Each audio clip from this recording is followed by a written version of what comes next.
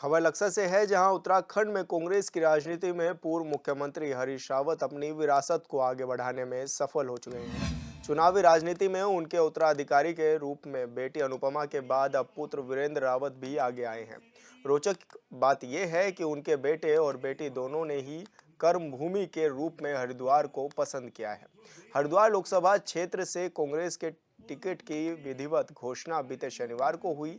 नई दिल्ली से वापसी के दौरान हरीश रावत ने अपने बेटे वीरेंद्र रावत के साथ जिस अंदाज में हरिद्वार जिले में प्रवेश किया, उसे वीरेंद्र की राजनीतिक रूप में ताजपोशी के रूप में देखा गया है।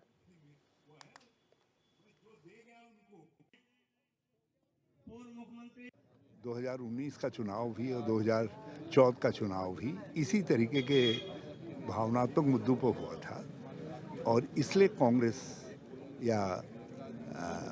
के उम्मीदवार हारे। 2014 में मेरी पत्नी यहाँ से चुनाव हारी।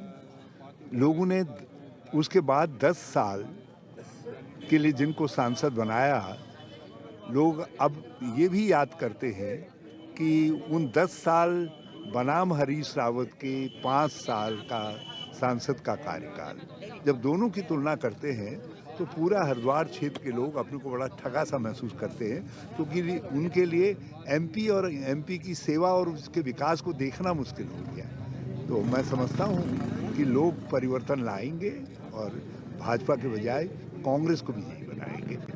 हरिद्वार क्या, पूरे देश में आज मुद्दा है बेरोजगारी का, मुद्दा है महंगाई का, मुद्दा है संविधान बचाने का।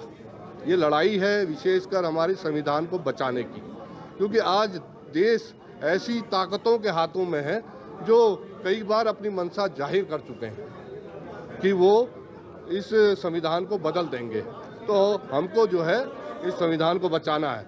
आज जो ये कहते हैं कि भाई हम इतने पार, वो साफ दर्शाता है कि उनकी मंशा क्या है।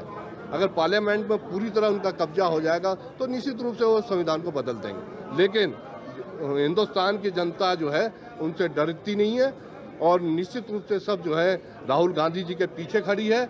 और 2024 में जब ये जून में रिजल्ट आएगा तो राहुल गांधी जी देश के प्रधानमंत्री बनेंगे और हम उत्तराखंड की पांचों सीटें जो है भारी बहुमत से जीतने का काम करेंगे।